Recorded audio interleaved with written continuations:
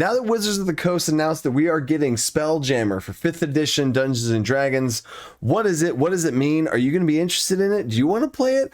Let's talk about it. Now, if you know anything about this channel, I'm the dungeon coach and I lower the DC in your game. So this is not just going to be lore and me telling you about lore from 2nd edition and all this other kind of stuff from all the Spelljammer stuff that's been before. It's not just about lore, because this is intimidating to run for new dungeon masters, intimidating for new players too. It's D&D in space, essentially. So after you're done watching this video, you'll have a great understanding and a big picture of what's going on here, how you could run this world as a dungeon master, what it might be like to be a player in this world. This video will be the big overview of everything, and depending on how many likes and stuff and comments and shares or whatever this video gets, I can go into even more detail depending on those comments. So DMs out there, if this does sound interesting to you, then send it to your players, and players, if this sounds cool, send it to your DMs, share it around. Now let's go into space. So starting with a basic overview and expanding out from there, this is basically space without the sci-fi. This is not like outer space. I don't want you to think stars and planets and zero gravity and all this kind of stuff. Now you can go that direction in certain pockets, but we'll get into that in a second. This is traveling into other worlds and universes through a ship, but it's more like a pirate ship than a spaceship. And these ships are called Spelljammers, which, hey, Spelljammer, we're here now. There is apparently some sort of lore thing about the Spelljammer being like the main original ship or something, but a Spelljammer is a ship that can travel across the planes through the astral sea into other universes. And spelljamming is also apparently a verb, but Spelljammer is a ship and the whole concept of traveling from one universe to another. I like to call them universes instead of planets, because honestly for me the whole concept of space travel really turns me off. And in general, I'm very much into fantasy of Dungeons and Dragons, and the space type thing is weird to me, but I love the planes of existence. I have whole stuff I'm going to be coming out with here soon. I did a whole thing on Limbo. I love the planes of existence. I've spent hundreds of hours researching and creating things for the planes of existence. Expect some stuff on that. But this is an extension of the planes of existence. That's how I'm thinking of it. Like the plane of fire, air, all that stuff sounds really cool. Abyss, hell, Elysium, Olympus, Hades, Acheron, the other transitive planes that take you across all these things into the astral sea, which we'll get to in a second. And now beyond. That sounds a lot more appealing to me than space and stuff. But back to the spelljamming. Each of the different races have different spelljammers. There's like dwarven spelljammers, illithid mind flayer spelljammers that are super interesting. You can put so much flavor on these things, even something like a class type spelljammer, a paladin spelljammer, a cleric spelljammer. But we'll get into more ship specific stuff here in a second about their fuel and stuff too. But we touched on it for a second, but mind flayers are really cool. Mind flayers are so iconic in Dungeons and Dragons, and they are very prevalent in the astral sea, along with the Gith Yankee and the Gith Zerai and all the whole Gith situation going on. Lots of lore there, so I could do, again, whole videos on that, and there's plenty of other videos out here by my fellow YouTube friends that you can check out as well. Timeout. Before we get into the specifics, I don't know if y'all can tell, but I'm really excited about stuff like this. I'm a pretty excitable person in general, and when all this stuff's coming out, Dragonlance, I have a video coming out in about 2 weeks on Dragonlance and some interesting stuff from that, and I just really honestly want to see what you guys want to see, and I want to make content for that. Currently, I make monthly PDFs for my patrons with DM resources, homebrew tools, and tons of stuff every single month, but I just want to do more. I want to be able to see something like this. I'm going to be making videos, and as soon as one video pops off and y'all really love it up and show me that you really want more stuff like this, I've been trying to make polls and take other stuff to get more feedback from this community that we're building.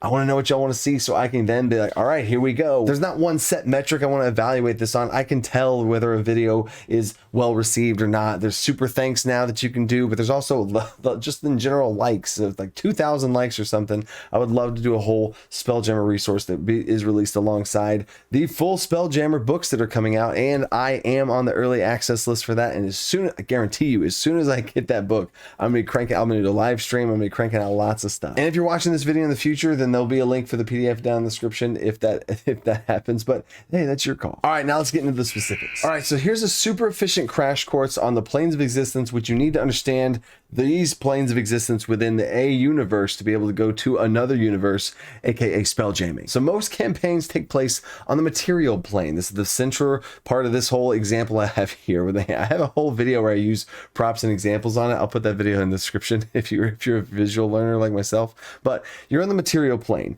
and through the material plane is the ethereal plane, which is a transitive plane, meaning transition and travel between places, right? But that's all contained inside of this thing, inside the inner planes. If you go one step farther out, outside of the material plane, you have the inner planes, which is all the elemental planes, the elemental chaos wrapping around it. Air, earth, fire, water, all that stuff.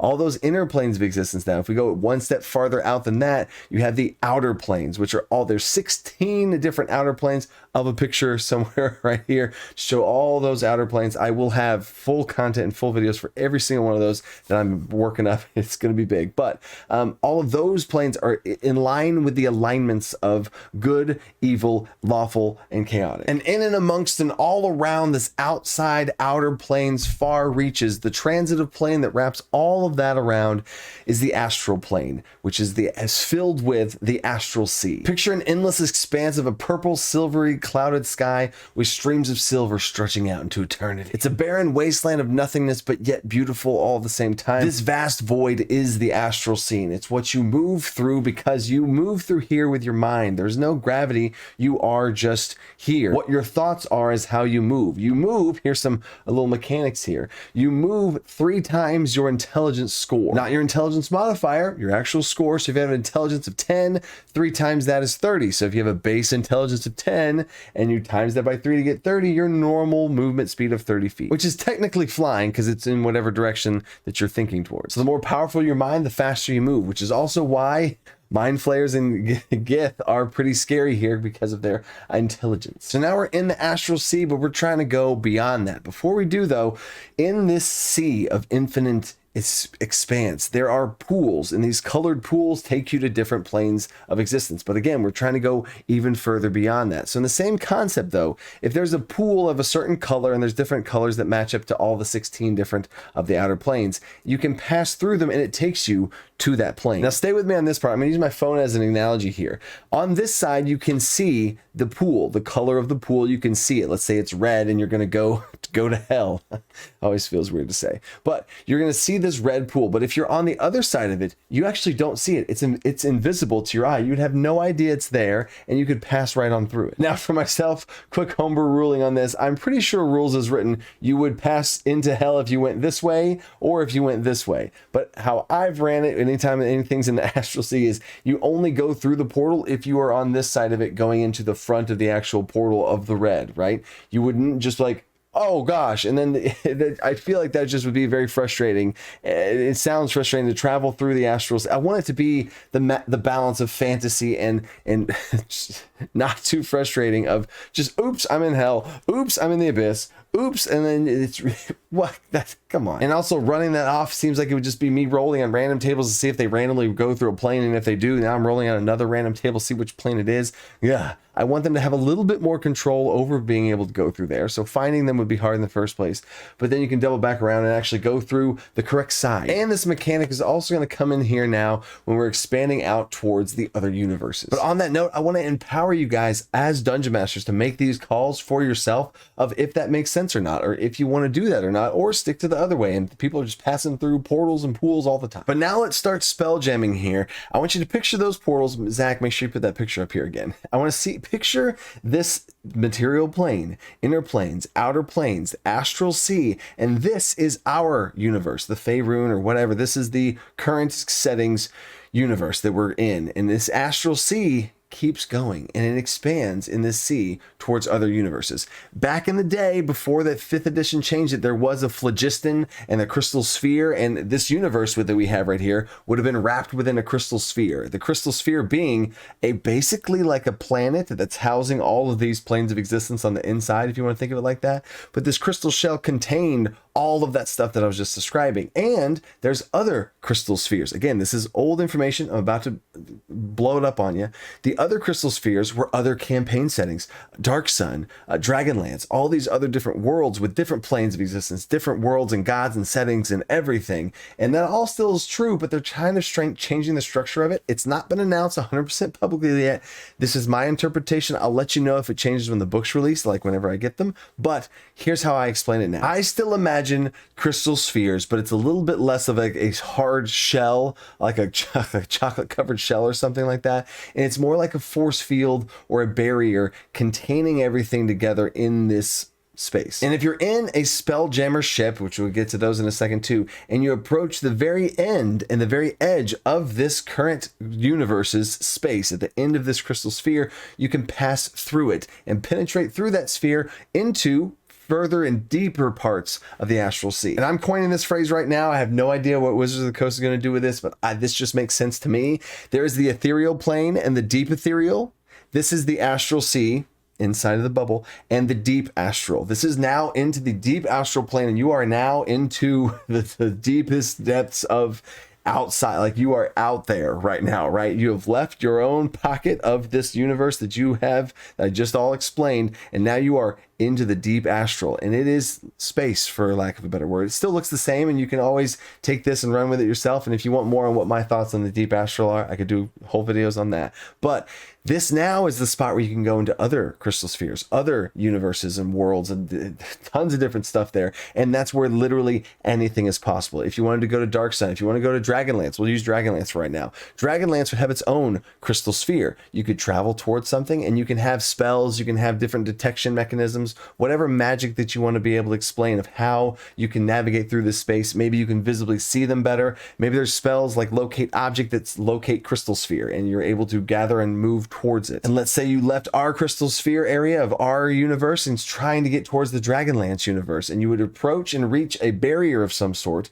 And if you didn't have the spell to get through it, if you didn't have the means and the magic to get through it, you could not get through that little bit of a barrier.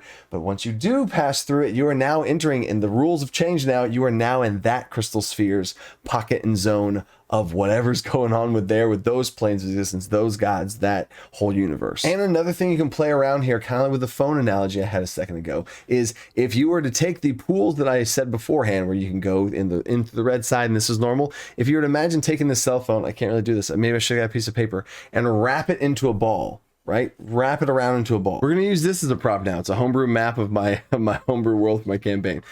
So this is the portal analogy. If you enter it through this side, this takes you into the zone. And this is the barrier on the other side that you can't see through. If you were to take it and go like this, and then round it off and make it into a ball, this is now a crystal sphere. And if you look through it, and you'd be flying through the deep astral, or even if you don't like the whole deep astral concept, you're flying through the astral sea, and there's this entire universe here, this entire crystal sphere that you can't see unless you have the magic or capabilities to do so. And then you could enter it. Then you would be inside this thing, and you'd be all flying around through there in a whole new set of planes and universe. And one final thought here of my own that makes me make sense of these whole crystal sphere concept.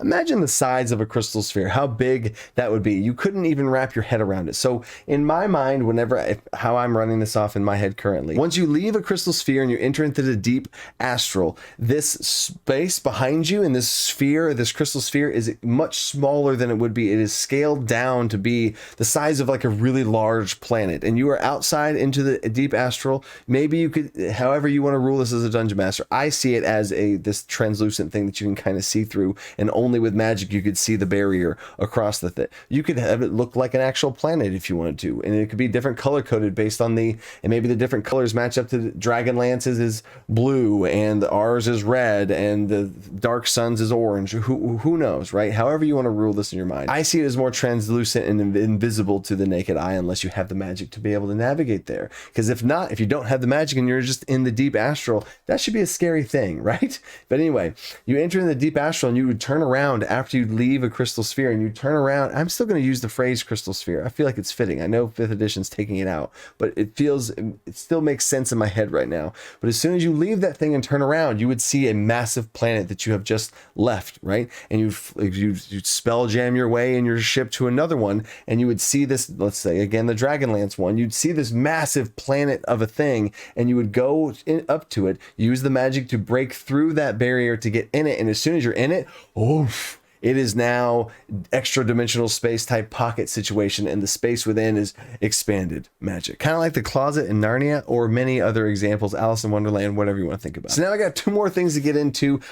We talked about all of the logistics of this space stuff, which is out there, maybe 2 out there. Hopefully I explained it good. Let me know if I explained it well, or what your thoughts. I would love to see what your thoughts are and how you explain it, because I think it's a cop-out when people are just like, it's planes, it's space, it's just you teleport places. That never made sense. I wanted to to feel like, where is it physically if I were to draw it out and map it out. And I want to make this all physical and show a physical prop for it and get some stuff, but I don't have the capabilities to do that right now. So how do you travel through that? You know the logistics of everything now, but how do we get from point A to B, much less to C and D and go into these other universes? Well, we got a Spelljam, and every Spelljammer ship has a helm, and these helms are the key core part of these Spelljammer ships, and they need some sort of fuel to fuel them. In old school Spelljammer, it was actual literal spells and spell slots and different helms. You had to spin spell slots to be able to move the ship and all that kind of stuff, because if you think about it, how you move in the astral sea and astral plane and stuff is with your mind.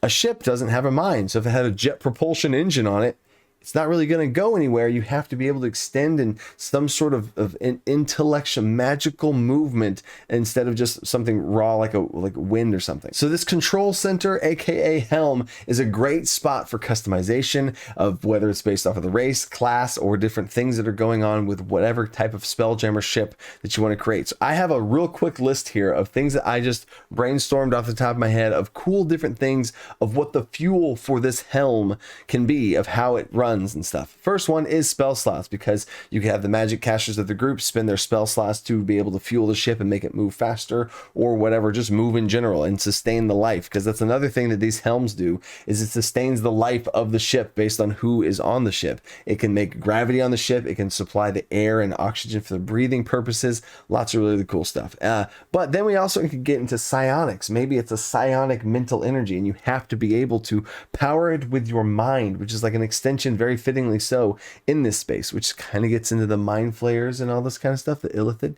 But then we have screams, blood, souls. I got a little dark there whenever I did this brainstorm, apparently. But if maybe it's some sort of like, oh, this is dark, a torture ship that's like a prison torture chamber, and its fuel is the literal screams of its victims on board.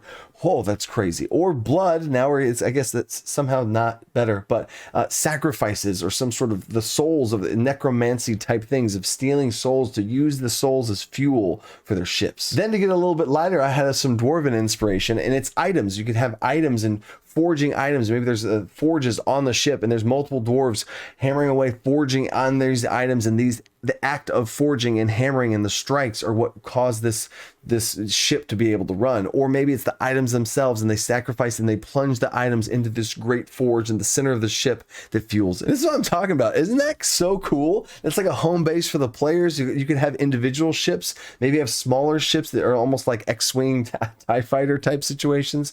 You could do the space battles. There's so much stuff you can do, and I guarantee you, I really don't think that there's going to be a full fleshed out system for all of this is on release of whatever Wizard of the Coast is putting out. I would doubt that there is a spaceship spaceship battles that are going to be next level fun type stuff of like pirate ship battles or mass combat. I have a whole mass combat system overhaul in Alcander's Almanac that I'm going to be making some videos on real soon. It's probably one of the best things that me and my team have ever created. It is absolutely amazing. I would love to do the same thing for these ships, but again, that's on you guys. Y'all like that? Who knows? I'm having fun just talking about this stuff. The last thing here are the gods, and how there's some interesting complications that can happen for the good old clerics, paladins, and warlocks. If your deity grants you power and you are in this universe, and your deity is in this universe, and you leave and that deity is no longer.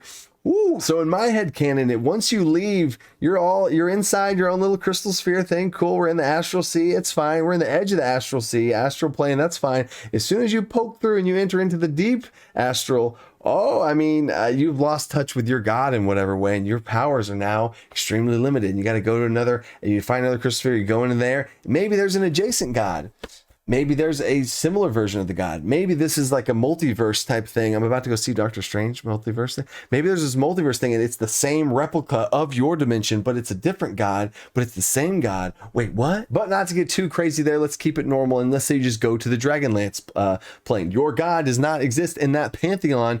What do? Maybe you can rent a god. That sounded really weird coming out. But there are entire spells that are from older editions that you can cast a spell, like the clerics with lose access to their normal spell casting abilities, and they can cast a spell to reconnect to their god temporarily to gain access to their spells again. Or they could temporarily hijack another god and temporarily offer their services up to them, expressing this dilemma that they're in and needing another god and maybe serving them. But that's a whole nother plot thing. I would love that as a dungeon master to see how that goes. And maybe the spells, like the domain spells that they get or the pact spells they get, maybe they're a little different. But those are the types of homebrew curveballs that I would love to be able to build out mechanics for and how it works, and come up with different spells to be able to find the different crystal spheres, spells to be able to go through them into other ones, spells to be able to channel other gods to connect to your forsaken gods that you've left from your original plane of existence. But if you can't tell, I'm just excited about the overall potential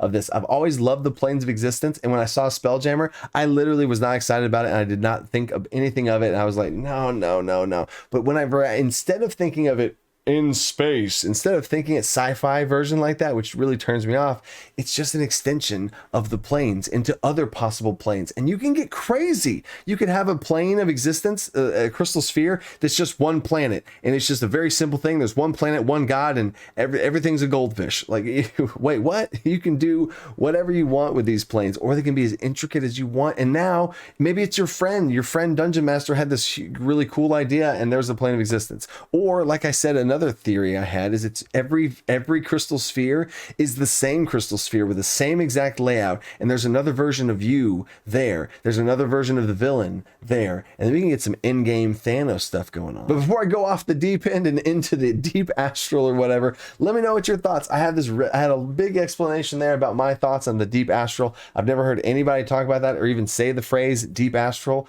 and I want to see what y'all's thoughts are on my explanation of it. And if you want to see more on that, I could really codify it and polish it off and really turn it into something more for this. I will be doing more on Spelljammer based on y'all's feedback. I'm going to be doing more on Dragonlance. I'm just going to keep doing stuff, and as soon as y'all love up whatever it is you love up, then sweet, cool. And if you just overall love what I do here, think about joining my Patreon. It really does help what I do here and give me the possibility and capability to even make content and have the team that I do to be able to make absolutely professional grade content, custom art, custom resources. And the MVP, most valuable patron for this video, is Donald G. Lower. So thank you, Donald, for the next level support, and thank you to all my patrons for supporting what I do. And thank y'all for loving this video, however much you did, because if you're seeing this, you've watched it to the end of the video, unless you skipped to the end. That's weird. But anyway, stay creative, think outside the box.